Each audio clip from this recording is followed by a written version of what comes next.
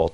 من ضمن هذه الاجراءات التي ترتكبها السلطه وتجيش الناس ضدها ما اشار اليه الساده الكرام الضيوف من اجراءات يمكن ان نسميها اجراءات انتقاميه. نحن في الحقيقه نعيش حاله انتقاميه، حاله ثأريه وليست حاله ثوريه. نتحدث عن فتيات في عمر الورود من اولى ثانوي لحد اكبر واحده في اولى جامعه عشان واقفين في الشارع يتهمنا بالتجمهر وقطع الطريق، ياخدوا 11 سنه.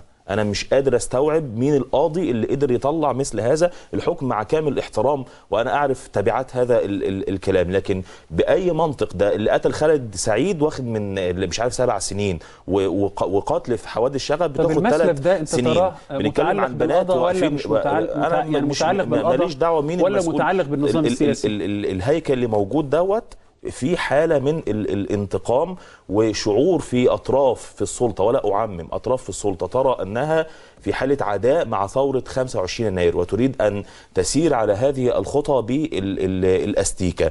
ووصلنا نحن نتكلم عن مستشار جليل كمستشار الخضيري 75 سنة، رأيته في البرلمان لا يبصر أمامه أكثر من متر، لازم يمشي وفي واحد بيوصله بيتهم بتهمة من 3 سنين، لسه صاحبها جاي يفتكر التهمة ديت ويبلغ فيها، وبعدين والداخلية تطلع بيان اللي احنا رصدنا المستشار الخضيري وتتبعناه كأن المستشار الخضيري مستخبي وهربان من كل الأجهزة الأمنية، بعدين رحنا قبضنا عليه من البيت وقدم للنيابة. الخضيري ده خبر في وأحيل لي الجنايات.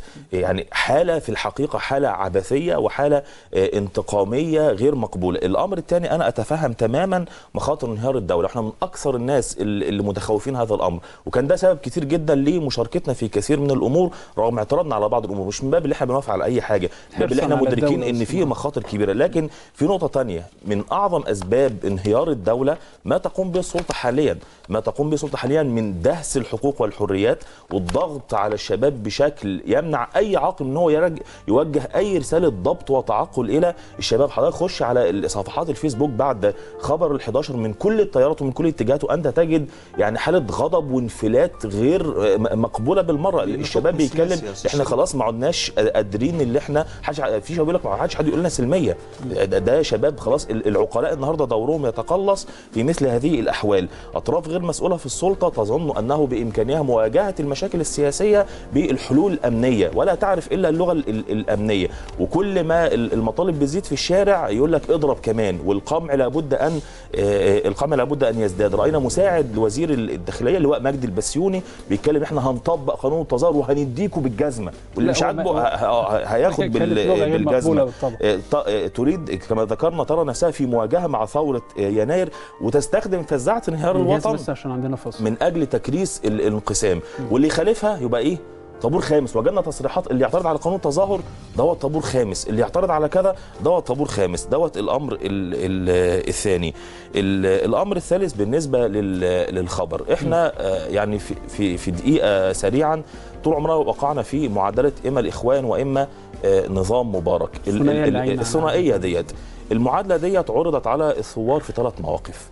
الموقف الاول كان في ثوره يناير، وكان نظام مبارك بيستخدم الفزاعه دي للقوى الثوريه. خدوا بالكم ان اللي هياخدوا الثوره ديت هم مين؟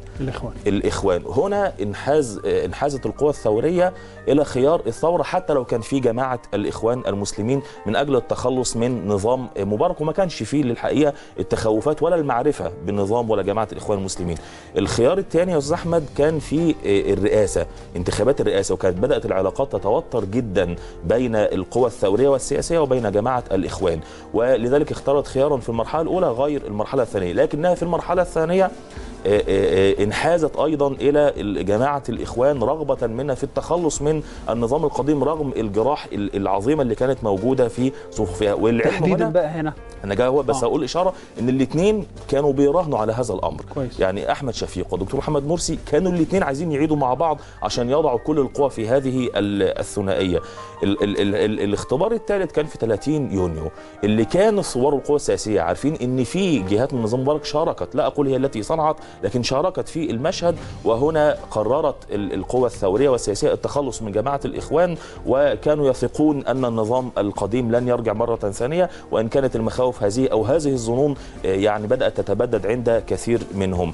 هل الثوار هيتجهوا في أي خيار في المرحلة القادمة؟ ده ما زال في تخوف من جماعة الإخوان، لكن إجراءات السلطة قد تعيد الثوار إلى هذا المربع مرة ثانية.